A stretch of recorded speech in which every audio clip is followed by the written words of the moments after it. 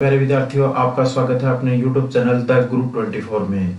इस गुरु 24 चैनल जो है एक एजुकेशनल चैनल है, जिसके अंदर हम संख्या पत्ति के बारे में पढ़ा रहे थे। संख्या पत्ति में प्राकृत, पूर्ण, पूर्णांक, परिमेय, अपरिमेय, सम, विषम, भाज्य और अभाज्य संख्याओं के बारे में पढ़ चुके हैं।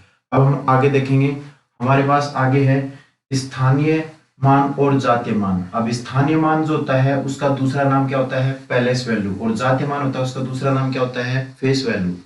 स्थानीय मान किसको बोलते हैं? हमारे पास कोई भी संख्या दी जाती है, हमारे पास कोई भी संख्या जब दी जाती है तो किसी भी संख्या, जो भी संख्या जितना स्थान घेरती है वो उसका स्थानीय मान होता है। जैसे मैं सबसे पहले 6 का स्थानीय मान निकालूं तो 6 के लिए स्थानीय मान जो होगा वो कितना आएगा? 6। अगर 5 के लिए स्थानीय मान निकालूं तो 5 के आगे जो संख्या होगी उसको हम क्या रख देंगे? 0। तो 5 का जो स्थानीय मान आएगा वो कितना आएगा? 50। अगर 1 के लिए स्थानीय मान निकालूं तो 1 के आगे कितने जीरो आएंगे? 2 संख्या है तो कितने आएंगे भाई? 2 जीरो। अगर 2 का स्थानीय मान निकालूं तो 2 के आगे कितनी संख्या है? 3, तो कितने जीरो आएंगे? 3 जीरो। ठीक है। और अगर मैं 3 का स्थानीय मान निकालूं तो 3 के आगे कितनी संख्या होंगी? 1 2 3 और कितनी? 4। तो हमारे पास कितने जीरो आएंगे? 4 जीरो आएंगे। ठीक है भाई। तो कोई भी संख्या का स्थानीय मान क्या होता है? वो संख्या जितना स्थान घेरती है वो संख्या उसका क्या कहलाती है? स्थानीय मान कहलाती है। ठीक है। इसी तरह अगर मैं जातीय मान देखूं तो जातीय मान किसको बोलते हैं? अगर कोई भी संख्या आपको दी जाती है तो वो संख्या, स्वयं संख्या जो होती है वो उसका जातीय मान होता है। जैसे 6 होता है, 6 का जातीय मान कितना आएगा? 6। 5 के लिए जातीय मान जो आएगा वो कितना आएगा? 5। 1 के लिए जो जातीय मान आएगा वो कितना आएगा भी? 1। और 2 के लिए जातीय मान कितना आएगा? 2। 3 के लिए जातीय मान कितना होगा? 3।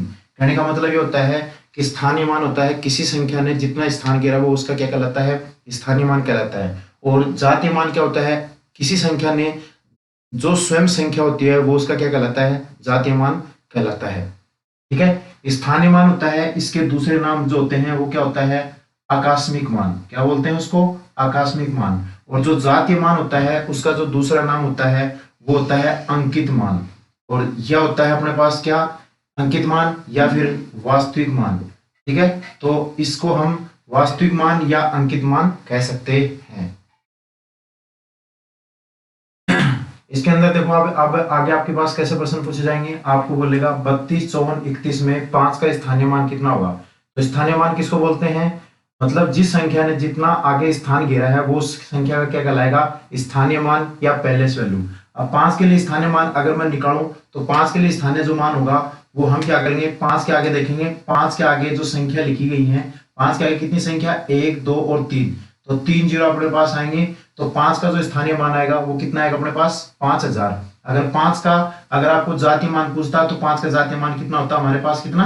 5 होता। तो यहाँ स्थानीय मान पूछा है तो 5 के आगे 3 संख्या है तो 5 का स्थानीय मान जो होगा वो कितना आएगा? 5000। ठीक है। आगे देखो हमारे पास लिखा है एक नंबर 52 16 0 में 2 का जातीय मान कितना होगा? तो जातीय मान क्या होते हैं? जातीय मान जो होते हैं उनको क्या बोलते हैं? अंकित मान। और एक बोलते हैं हमारे पास क्या? अंकित मान। और क्या बोलते हैं? वास्तविक मान। ठीक है। वास्तविक मान या इसको क्या बोलते हैं? Face value. क्या बोलते हैं? Face value. ठीक है। तो जो जातीय मान क्या होता है कि जो संख्या स्वयं होती है वो हमेशा उसका क्या कहलाएगा? जातीय मान। तो 2 का जो जातीय मान आएगा वो स्वयं संख्या होगी। हमारे पास कितना मान आएगा? 2।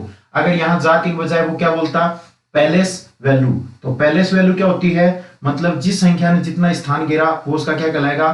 जातीय मान। तो 2 के आगे संख्या जो थी वो कितनी थी? 3। तो 2 के आगे हम 3 जीरो रख देंगे तो वो उसका क्या कहलाएगा? 2 के आगे कितनी संख्या रख दी? 3। तो ये उसका क्या कहलाएगा? ये उसका कहलाएगा पैलेस वैल्यू। स्थानीय मान में अब हमारे पास क्या करेगा एग्जामिनर? क्या करेगा? एक ही क्वेश्चन के अंदर 2 संख्या डाल देगा। जैसे बोलेगा 2 3 5 4 3 में 3 का जो स्थानीय मान होगा वो कितना आएगा? तो एक ही संख्या में जो अगर 2 नंबर डाल देता है तो उनके स्थानीय मान के लिए आपको क्या करेगा? पहले 3 के आगे जितनी संख्या दी गई है उनके उतने जीरो लगा दिए। और यहाँ 3 जो दिया गया उस संख्या के आगे मैं अगर मान रखूं तो आगे कोई संख्या नहीं है तो इसके लिए जो स्थानीय मान 3 होगा और इसके लिए स्थानीय मान कितना होगा? 3000। अब क्या करेगा एग्जामिनर? यहाँ क्या बोलेगा कि अगर संख्या अपने पास बोलिए 23543, अगर इस संख्या में 3 के स्थानीय मान का ये बोलेगा योगफल क्या होगा? तो मैं क्या करूंगा? इस 3 के लिए स्थानीय मान जो है वो 3 है, 3000 है और इस 3 के लिए स्थानीय मान कितना है? 3 है। तो इन दोनों नंबरों को मैं क्या कर दूं? जोड़ दूं। तो 3 के लिए एक ही संख्या में 3 के लिए जो स्थानीय मान का जो योगफल आएगा वो हमारे पास कितना आएगा, 3000 कितना आएगा, 3 होगा। या फिर आपको क्या करेगा, ये बोलेगा इस 23,543 में 3 के स्थानीय मान का अंतर क्या होगा। तो इस 3 के लिए स्थानीय मान जो आएगा वो कितना आएगा मेरे पास, 3000, और इस 3 के लिए स्थानीय जो मान आएगा वो कितना आएगा, 3 होगा। इन दोनों का मैं अंतर निकाल दूं तो 3000 में से मैंने कितना घटा दिया, 3 घटा दिया, तो हमारे पास कितना आएगा, 7, 9, 9 और कितना आएगा, 2। तो एक ही प्रश्न में अगर संख्या आपको 2 या 2 से अधिक डाल देता है तो वो क्या करता है, उनमें से 2 प्रकार के प्रश्न आपसे पूछे जाते हैं कि इस 3 के लिए जो स्थानीय मान होगा वो और इस 3 के लिए स्थानीय मान जो होगा वो उसका योगफल क्या होगा। तो मैं क्या करूंगा, तीनों को इसके लिए स्थानीय मान जो आएगा वो 3000 होगा और इस नंबर के लिए 3 स्थानीय मान जो होगा वो 3 आएगा। दोनों को मैं क्या कर दूंगा, जोड़ दूंगा। तो ये हमारे पास क्या आएगा, 23,543 में 3 के स्थानीय मान का योगफल आएगा वो कितना आएगा, 3000 कितना आएगा, 3। और अगर मैं इसी नंबर 23,543 में आपके पास जो 3 बोला गया उस 3 के स्थानीय मान का अंतर कितना आएगा, तो इस 3 के लिए स्थानीय मान जो आएगा वो 3000 होगा और इसके लिए कितना आएगा, 3 होगा। तो मैं दोनों का क्या करूंगा, अंतर करूंगा, तो कितना आएगा, 2997। ठीक है। 56, 43, 61 में 6 के स्थानीय मान का योग क्या है। अगर मैं 6 के स्थानीय मान का योग निकालूं तो इस 6 के लिए जब स्थानीय मान निकालूंगा तो 6 के आगे मैं कितने जीरो रखूंगा, 4 जीरो रखूंगा। तो 1, 2, 3 और 4।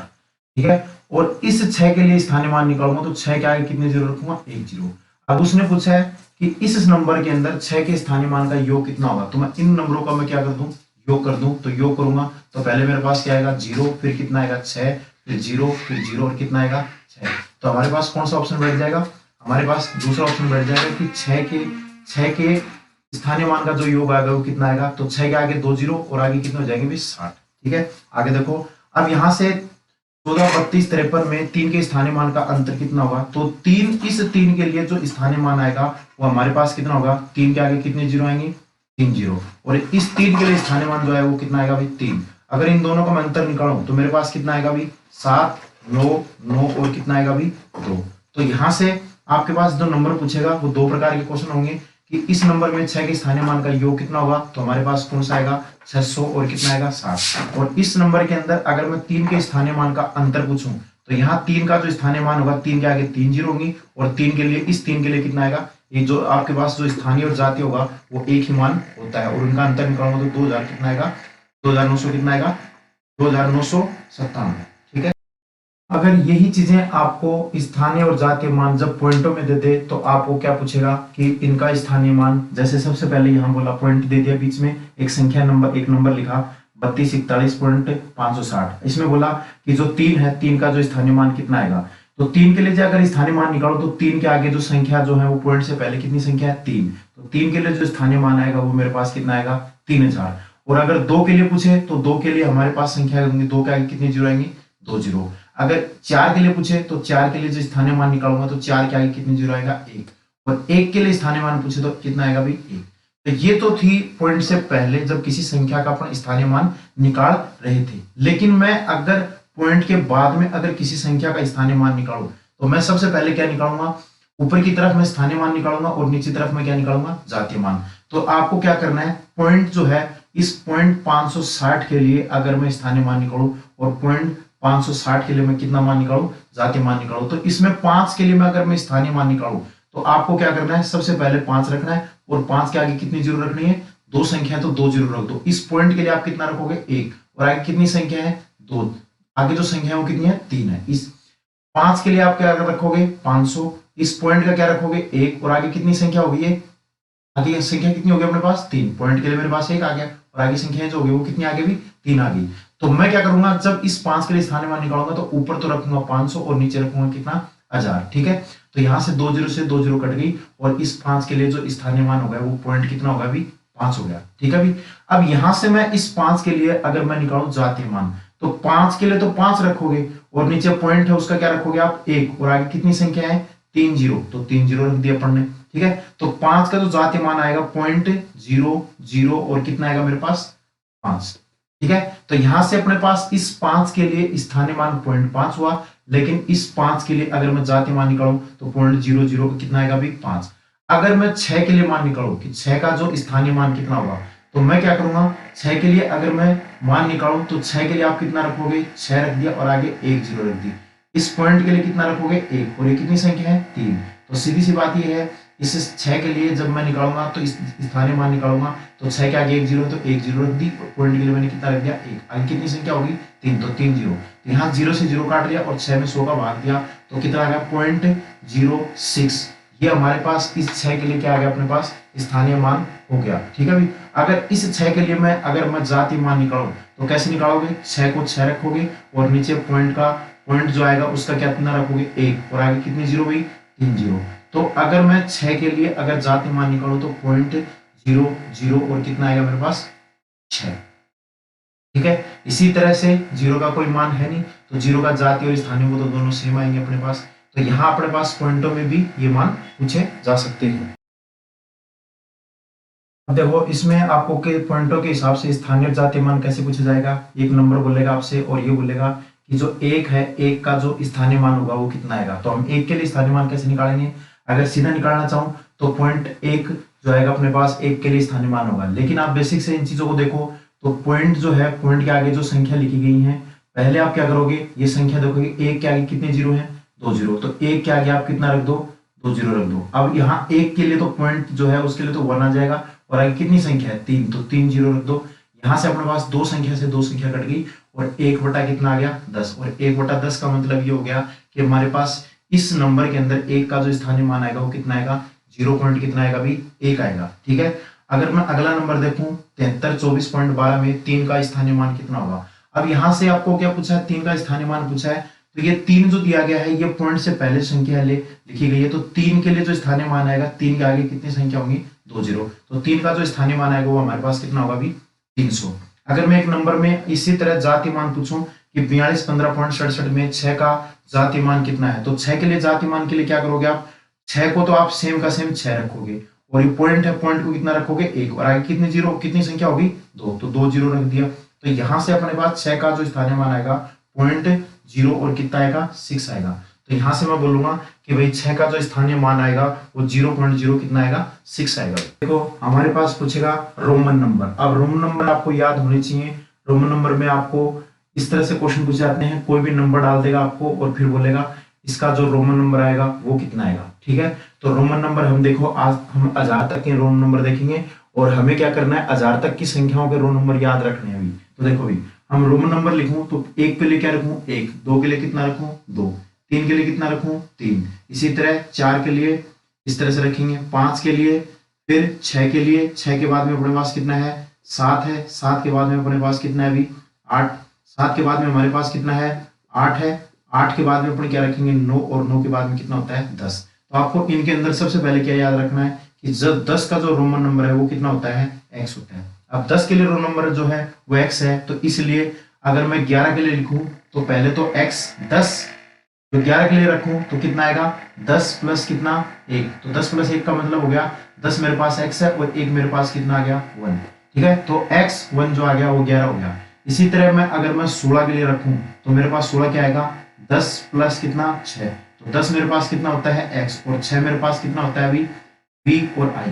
तो ये मेरे पास कौन सा नंबर आ गया 16 नंबर आ गया। इसी तरह से अगर मैं 19 रखूं तो 19 के लिए रोमन नंबर कितना आएगा, मैं क्या लिखूंगा 10 प्लस 9। अब 10 के लिए कितना होता है x और 9 के लिए मेरे पास कितना आता है ix, तो ये मेरे पास कौन सा नंबर हो गया 19। अगर मैं 20 के लिए रखूं तो 20 का मतलब ये होता है 10 प्लस 10, तो पहला जो 10 आएगा वो x हो गया और दूसरा x मेरे पास कितना आ गया 20। तो यहां से 20 के लिए रोमन नंबर रखूं तो x और कितना आएगा अभी x होगा। ठीक है अभी, इसी तरह मेरे पास फिर अगली संख्या मेरे पास आती है 21। अब 21 के लिए क्या करूं मैं 10 प्लस 10 और प्लस कितना आ गया 1 आ गया, तो मैं पहले 10 को तो कितना रख दिया x, दूसरे x को मैंने कितना रख दिया। ठीक है अभी, तो 10 और 10 ये कितने हो गए 20, और आगे कितना रख दूं 1 रख दूं, तो कौन सा नंबर आ गया 21। इसी तरह आगे चल के मेरे पास कितना आ गया 25। अब 25 को क्या रखूं मैं 10 प्लस 10 प्लस कितना आएगा अभी 5, तो 10 मेरे पास है x और दूसरा x है मेरे पास x, और 5 के लिए हम जानते हैं कितना होता है v, तो ये कौन सा नंबर है 25। इसी तरह से अगर मैं रखूं 27, तो 27 के लिए क्या रखूं मैं 10 प्लस 10 प्लस 7, 7 के लिए मेरे पास कितना आएगा, ये मेरे पास 6 हो गया और ये मेरे पास कितना आएगा 27, तो double x v i i को रख दूं तो कौन सा रोमन नंबर है 27। अगर मैं 30 के लिए रखूं तो 30 के लिए पहला 10 फिर दूसरा 10 और फिर तीसरा 10, तो 10 10 10 कितने हो गए भी 30। अब 30 के लिए रोमन नंबर कितना आएगा वो हमारे पास आएगा ठीक है भाई, एक्स एक्स एक्स। इसी तरह से मैं 31 रखूंगा, तो 31 के लिए क्या करूंगा मैं, सबसे पहले मैं 31 के लिए रखूंगा, तो मैंने रख दिया 10 10 10, ये तो 30 हो गया, और आगे 1 रख दूंगा तो कितना होगा भाई 31। अगर मैं 34 के लिए रखूं तो 34 के लिए क्या होगा, पहले तो 30 रखूंगा, एक्स एक्स एक्स, और 4 नंबर जो आएगा वो आई वी होगा, तो ये कौन सा रोमन नंबर आ गया 34। अगर इसी तरह मैं कितना रखूं 36, अब 36 को रखूंगा तो पहले तो मैंने 30 रख दिया और फिर 6 को रखूंगा वी आई, तो ये मेरे पास कौन सा रोमन नंबर हो गया, कौन सा रोमन नंबर हो गया 36। इसी तरह से अगर मैं 40 रखूं तो 40 के लिए याद रखो कितना होता है एक्स एल। अब एक्स एल कैसे होता है, यहाँ जो एल होता है एल, एल की वैल्यू जो होती है वो होती है 50, एल की वैल्यू याद रखो कितनी होती है 50। अब 50 में से अगर मैं छोटा नंबर अगर पहले आ जाता है तो 50 में से 10 घटाऊंगा तो 40 हो गया, वो कितना आ गया भाई एक्स एल। अब हमारे पास 10 के लिए रोमन नंबर कितना आएगा एक्स, 20 के लिए कितना होगा डबल एक्स, 30 के लिए कितना आएगा ट्रिपल एक्स, 40 के लिए कितना होगा एक्स एल, और 50 के लिए याद रखो कितना होता है एल। ठीक है भाई, तो 50 तक के रोमन नंबर जो होंगे वो इस तरह से चलेंगे, ये मेरे पास 10 है, ये मेरे पास 20 हो गया, ये मेरे पास 30 हो गया, ये नंबर 40 हो गया, ये कितना आ गया भाई 50 हो गया भाई।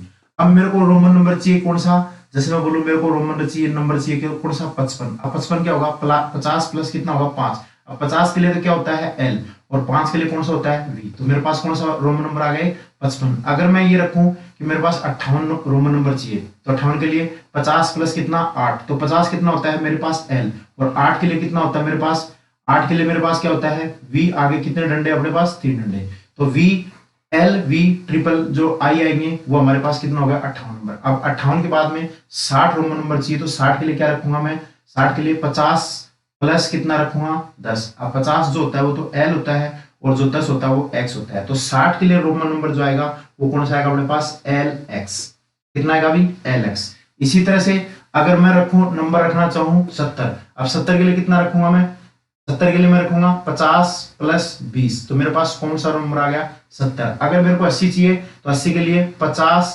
प्लस 10 प्लस 10, वो कौन सा रोमन नंबर आ गया 80। अगर मैं 90 चाहूं, अब 100 जो रोमन नंबर होता है वो होता है सी, तो के लिए रोमन नंबर कितना होता है सी। ठीक है भाई, लेकिन मेरे को कौन सा चाहिए 90, तो मैं क्या करूंगा जो बड़े नंबर है, बड़े नंबर में से अगर मैं छोटा नंबर घटा दूं, नंबर में से छोटा नंबर मैं घटा दूं, क्योंकि 100 जो है सी जो है वो 100 है और x कितना है 10 है, तो 100 में से अगर मैं 10 घटाऊंगा तो मेरे पास x जो आएगा वो कौन सा x सी होगा, वो कौन सा रोमन नंबर आएगा 90। ठीक है, तो यहां से रोमन नंबर जो आएगा वो अपने पास कितना आएगा 90। ठीक है, इसी तरह से अगर मैं ऐसे आपसे पूछूं कि 96 का रोमन नंबर कितना आएगा, तो मैं क्या लिखूंगा 90 प्लस 6। अब 90 कितना होता है, 90 जो होता है वो एक्स सी होता है, और 6 जो आता है वो मेरे पास v और क्या होता है 1, ये मेरे पास कौन सा रोमन नंबर है 96।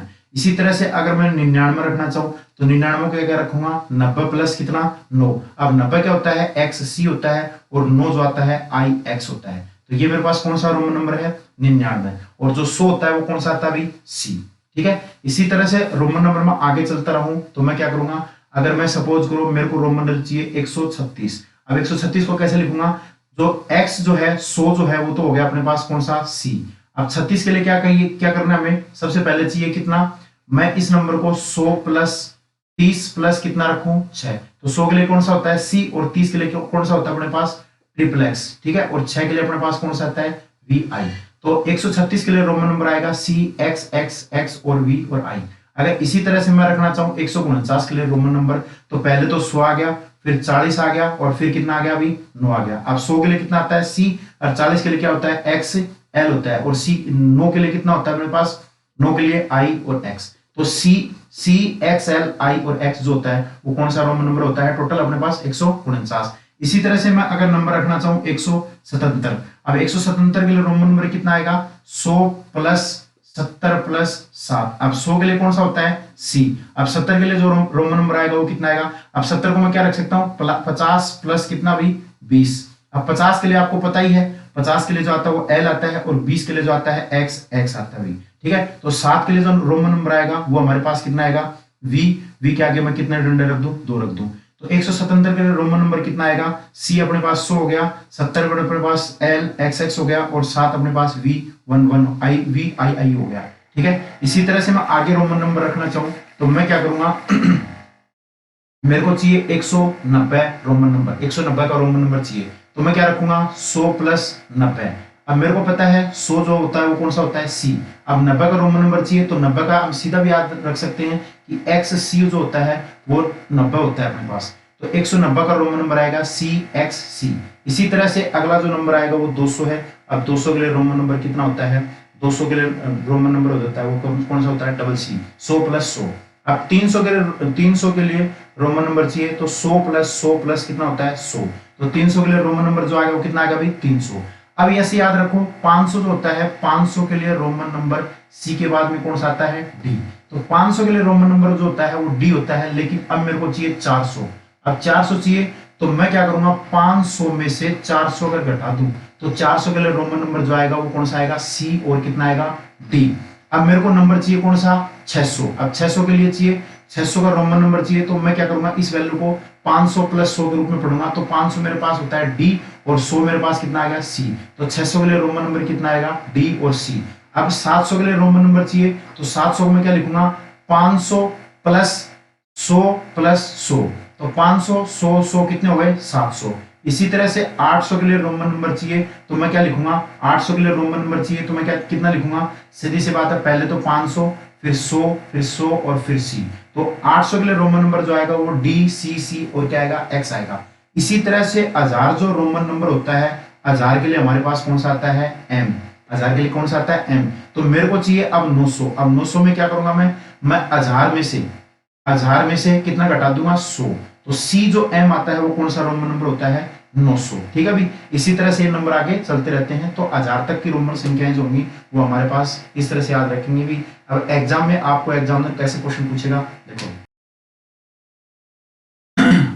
हमें रोमन नंबर कैसे पूछेगा, आपसे क्वेश्चन पूछेगा सी एक्स वी आई का जो मान होगा वो कितना होगा। अब कई स्टूडेंट इस क्वेश्चन को कैसे पढ़ते हैं, रीजनिंग के अनुसार पढ़ लेते हैं और वहां इस क्वेश्चन को गलत करके क्या करते हैं, कैसे सी का जैसे कोडिंग के हिसाब से अगर इस क्वेश्चन को किया जाए, तो सी का मतलब होता है 3, एक्स का मतलब मेरे पास कितना आ गया 24 और वी का मतलब कितना आ गया 22, ठीक है, और आई का मतलब कितना हो गया 9। और अभी स्टूडेंट क्या कर लेते हैं इन नंबरों को जोड़ लेते हैं और जोड़ने के बाद सवाल का आंसर कांटे क्या जाते हैं कोई नहीं। लेकिन ये तरीका जो है ये गलत है, ये इस तरह से नंबर जो पूछेंगे वो आपको कोडिंग के हिसाब से नहीं, ये हमारे पास जो है रोमन नंबर के हिसाब से क्वेश्चन पूछ जाते हैं। अब जो सी होता है हमें पता है सी का मतलब कौन सा होता है 100, एक्स का मतलब कितना होता है 10 और वी आई का मतलब कितना होता है 6, तो यहां से 100 प्लस 10 प्लस 6 जोड़ूंगा तो सी एक्स वी आई का जो रोमन नंबर आएगा वो कितना आएगा अभी 116। ठीक है भाई, कई बार क्वेश्चन को उल्टा बोल देता है कि 537 का जो रोमन नंबर है वो कितना आएगा, तो 537 को हम क्या लिखेंगे 500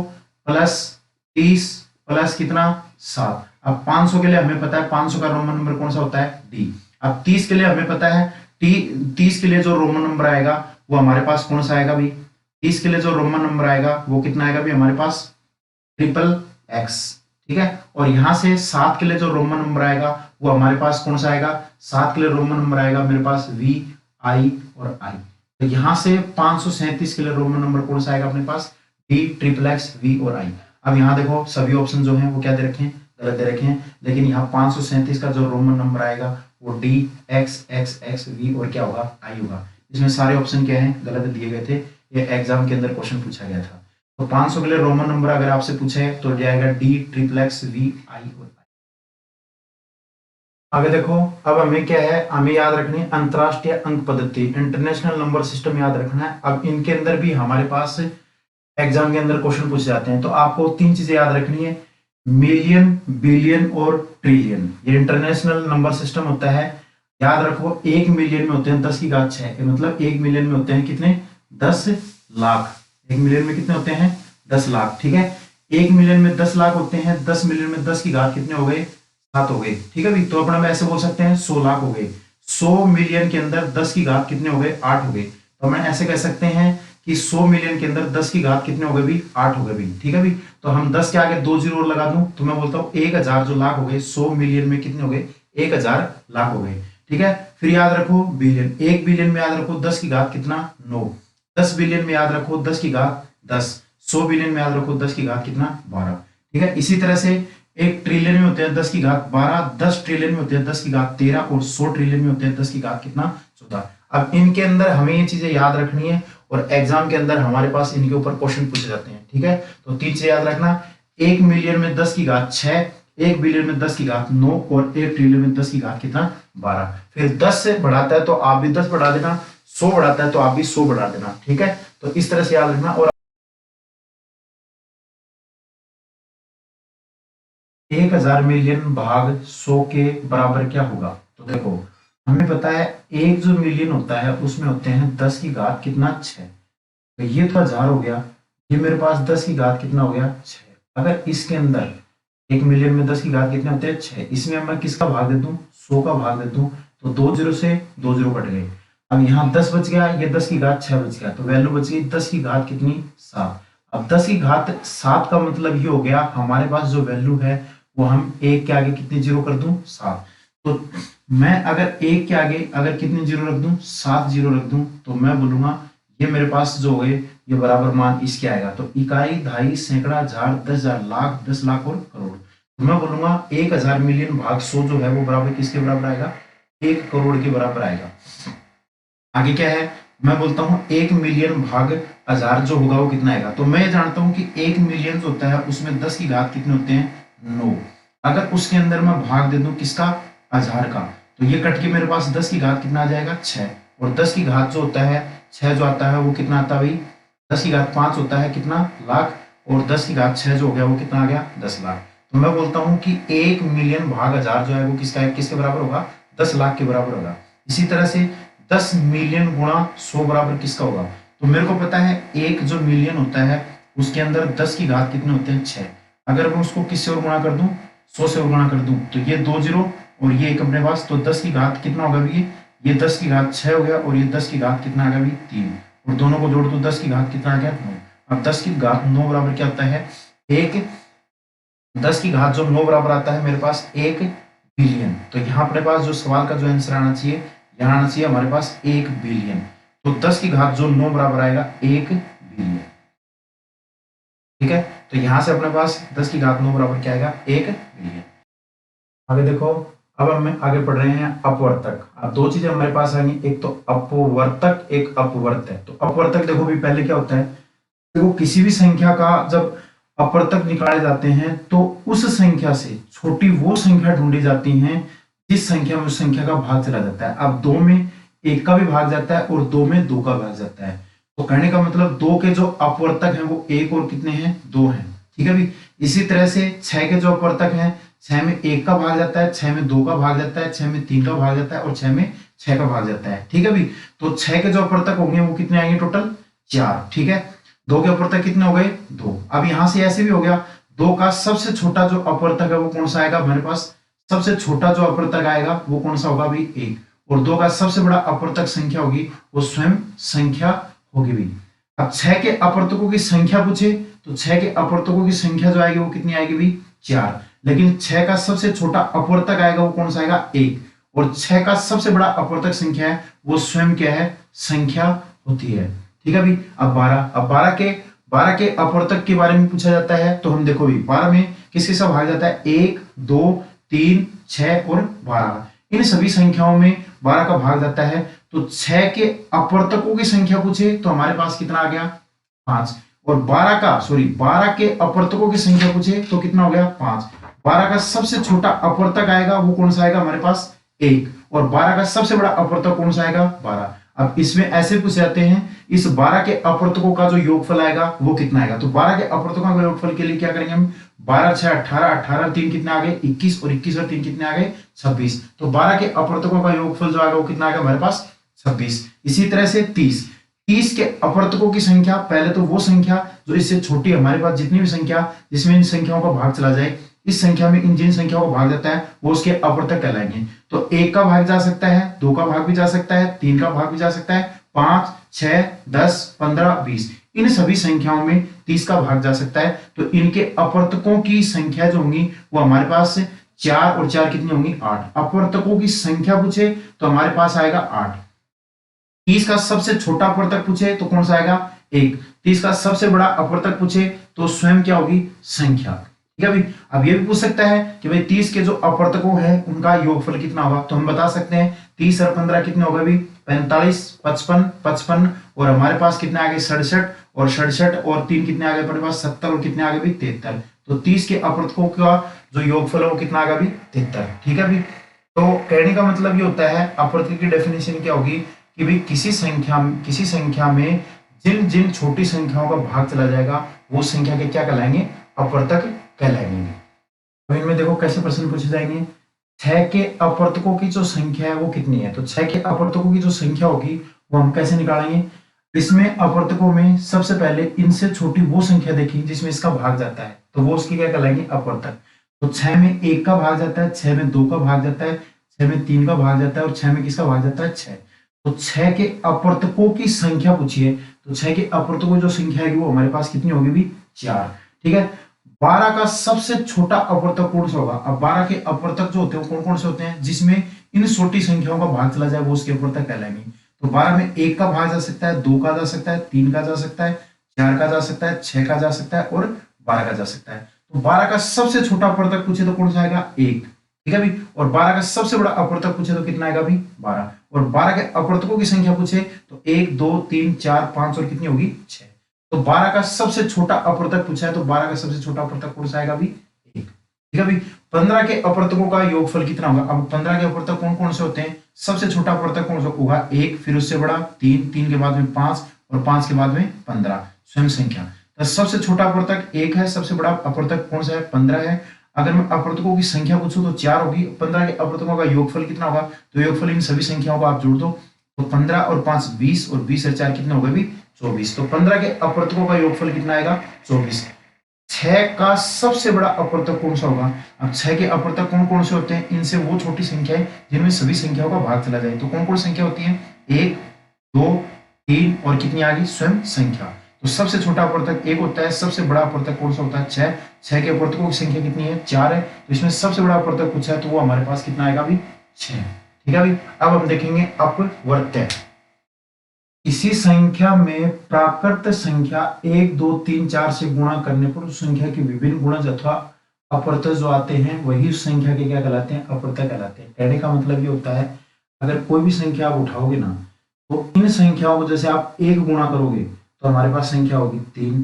तो 3 जो होता है 3 का जो सबसे छोटा जो अपवर्त्य आता है वो कौन सा आता है 3। फिर उससे बड़ा 2 गुणज, 2 गुणज होगा वो कितना आ गया 6। इसका 3 गुणज तो कितना आ गया मेरे पास कितना आ गया भी 9। इसका 4 गुणज तो इसी तरह मेरे पास कितना आ गया भी 12। अब ये संख्याएं आगे चलती रहती हैं तो ये कह सकते हैं किन्हीं भी संख्याओं का जो अपवर्त्य निकालते हैं तो तीन जैसे 3 का अगर मैं अपवर्त्य निकालूं तो 3 का सबसे छोटा जो अपवर्त्य आता है वो कौन सी होती है स्वयं संख्या। लेकिन सबसे बड़ा जो अपवर्त्य है वो क्या हो सकता है अनंत। ठीक है भाई, क्योंकि उनकी जो संख्या है वो गुणज के रूप में निकाल सकते हैं। ठीक है भाई। अगर मैं ये कहना चाहूं कि भाई 3 जो है 3 के प्रथम 4 अपवर्त्य कौन से हैं तो मैं बोलूंगा 3 के प्रथम 4 अपवर्त्य 3 हो गया, फिर 2 गुणज हो गया, फिर 3 गुणज हो गया और फिर 4 गुणज हो गया। ठीक है भाई। तो प्रथम 4 जो होंगे वो ये आएंगे अपने पास। 6 के अगर मैं 6 के अपवर्त्य निकालूं तो सबसे छोटा जो अपवर्त्य है वो स्वयं संख्या होती है। फिर उसका 1 गुणज हो गया 6, 2 गुणज 12 हो गया, 3 गुणज कितना हो गया 18, 4 गुणज कितना हो गया 24। तो ये कह सकते हैं 6 का सबसे छोटा अपवर्त्य स्वयं संख्या है और जो अपने पास सबसे बड़ा अपवर्त्य है वो कोई भी संख्या अनंत तक हो सकती है। ठीक है भाई। तो यहाँ हमारे पास क्या होगा, इनमें किस प्रकार से क्वेश्चन पूछे जाएंगे वो मैं 6 का सबसे छोटा अपवर्त्य कौन सा होता है तो अपवर्त्य पूछा है तो अपवर्त्य का मतलब होता है सबसे छोटा, किसी भी संख्या का सबसे छोटा अपवर्त्य क्या होता है स्वयं संख्या होती है। तो 6 का सबसे छोटा जो अपवर्त्य आएगा वो स्वयं संख्या होगी। तो यहाँ सबसे छोटा अपवर्त्य 6 होगा, फिर उससे बड़ा 12, फिर कितना आएगा 18 और फिर 24 और ये संख्या कहां तक चलती रहेंगी अनंत तक। तो 6 का सबसे छोटा अपवर्त्य जो आएगा वो कौन सा आएगा हमारे पास 6। ठीक है भाई। आगे पूछा है 12 के प्रथम 4 अपवर्त्य का योगफल कितना होगा। अब 12 के प्रथम 4 अपवर्त्य पूछा है तो अपवर्त्य जो होंगे वो कौन से होंगे भी, पहले तो आएगा 12, फिर अगली संख्या कौन सी होगी 24, अगली संख्या क्या आएगी 36 और अगली संख्या क्या होगी 24, अगली संख्या मेरे पास क्या आएगी भी 48। तो 12 का प्रथम अपवर्त्य होता है वो 12, अब दूसरा अपवर्त्य होता है उसका 2 गुणा 24, उसका 12 का तीसरा जो अपवर्त्य है उसका 3 गुणा 36 और 12 का चौथा अपवर्त्य जो होता है उसका 4 गुणा 48। अब इन्हीं संख्याओं को मैं जोड़ूं तो 8, 6, 14, 14 और 4 कितने हो गए मेरे पास 18 और 2 कितने आ गए भी 20। ठीक है भाई, अपने पास कैरी कितने हो गए 2, तो 6 और 2 8, 8 और 3 कितने आ गए मेरे पास 11, और 11 और 3 कितने आ गए मेरे पास, ठीक है 8 6 14, 14 और 4 कितने हो गए 18, 18 और 2 कितने आ गए भी 18 2 20, असल कितने आ गए 2 भी, 4 2 6, 6 3 9, 9 3 कितने हो गए 12। तो टोटल हमारे पास 20 के 4 अप्रत्यय जो हो गए टोटल कितने आ गए हमारे पास 120। अब पूछा है 4 का सबसे बड़ा अप्रत्यय कौन सा होता है। अब 4 का अगर मैं पूछूं अपवर्तक, अपवर्तक तो मैं बोलता हूं 4 के अपवर्तक जो होते हैं वो सबसे छोटा जो होता है वो 1 होता है, फिर उससे बड़ा 2, फिर अपने पास कौन सा आता है 4 स्वयं संख्या। अब 4 के अपवर्तक सबसे छोटा 1 होता है, सबसे बड़ा अपवर्तक कौन सा होता है 4 होता है। लेकिन यहां उसने क्या पूछा है अपवर्तक। अपवर्तक क्या होता है, सबसे छोटा अपवर्तक जो होता है वो स्वयं संख्या होती है, और उससे बड़ा अपवर्तक जो होते हैं वो चलते रहते हैं 1 गुणज 2 गुणज 3 गुणज, और ये संख्या कहां तक चलती रहती है अनंत तक। तो 4 का सबसे बड़ा अपवर्तक जो होगी वो कौन सा आएगा भी अनंत, और अनंत को हम क्या कह सकते हैं अपरिभाषित। तो 4 का सबसे बड़ा अपवर्तक कौन सा आएगा अपरिभाषित।